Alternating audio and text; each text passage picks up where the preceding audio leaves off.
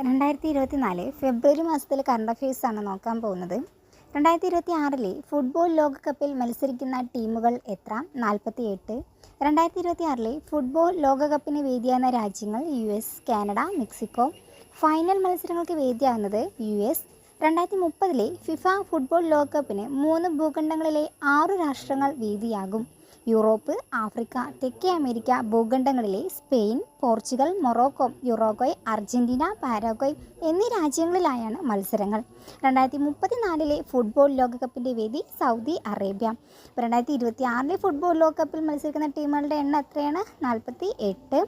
2034 football ലോകകപ്പിൻ്റെ വേദി Saudi Arabia. മുൻ കേരള മുഖ്യമന്ത്രി ഉമ്മൻചാണ്ടി അന്തരിച്ചത് എന്ന്? 2023 ജൂലൈ 18.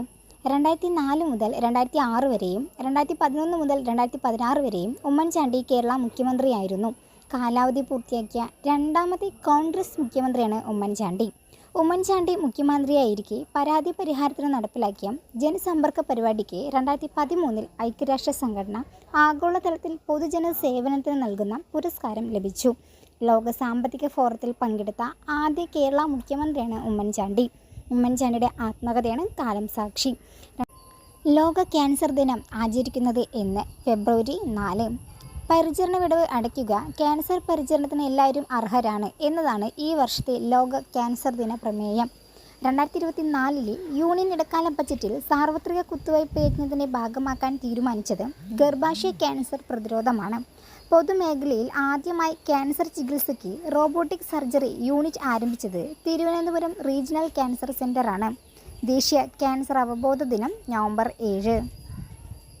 സംസ്ഥാനത്തെ എല്ലാ വിഭാഗം ജനങ്ങളെയും ഉൾക്കൊള്ളുന്ന അർബുദ പരിശോധന പദ്ധതിയാണ് ക്യാൻസർ സുരക്ഷിത കേരളം പദ്ധതി. 2023 ഖേലോ ഇന്ത്യ യൂത്ത് ഗെയിംസ് ചാമ്പ്യൻഷിപ്പിൽ കിരീടം നേടിയത് മഹാരാഷ്ട്ര. ചാമ്പ്യൻഷിപ്പിൽ 2ാം സ്ഥാനം നേടിയത് Tamil Nadu. 2023 Khelo India youth games വേദി തമിഴ്നാട്. 2023 ഖേലോ ഇന്ത്യ യൂത്ത് ഗെയിംസിൻ്റെ ഭാഗ്യചിഹ്നം വീർ മങ്കൈ. ഖേലോ ഇന്ത്യ യൂത്ത് ഗെയിംസിൽ കേരളത്തിനായി ഷോട്ട് പുട്ടിൽ സ്വർണം നേടിയത് അനുപ്രിയ. കേന്ദ്ര യുവജനകാര്യ സ്പോർട്സ് വകുപ്പ് മന്ത്രി അനുരാഗ് സിംഗ് താക്കൂർ. കേന്ദ്ര യുവജനകാര്യ സ്പോർട്സ് വകുപ്പ് മന്ത്രി ആരാണ്? അനുരാഗ് സിംഗ് താക്കൂർ. ഇടക്കാല ബജറ്റ് അടക്കം നിർമ്മല സീതാരാമൻ ആകെ എത്ര ബജറ്റുകളാണ് അവതരിപ്പിച്ചത്? 6. നിർമ്മല സീതാരാമൻ്റെ ഏറ്റവും ദൈർഘ്യം കുറഞ്ഞ ബജറ്റാണ് 2024 അവതരിച്ചത്.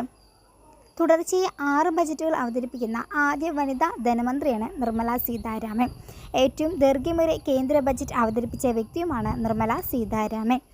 ഏറ്റവും ദൈർഘ്യം കുറഞ്ഞതും നിർമ്മല സീതാരാമനാണ്. ഏറ്റവും ദൈർഘ്യമേറിയ ബജറ്റ് അവതരിപ്പിച്ചതും നിർമ്മല സീതാരാമനാണ്. ഇന്ത്യയിൽ ആദ്യമായി ഡിജിറ്റൽ ബജറ്റ് അവതരിപ്പിച്ച കേന്ദ്ര ധനമന്ത്രിയും നിർമ്മല സീതാരാമനാണ്.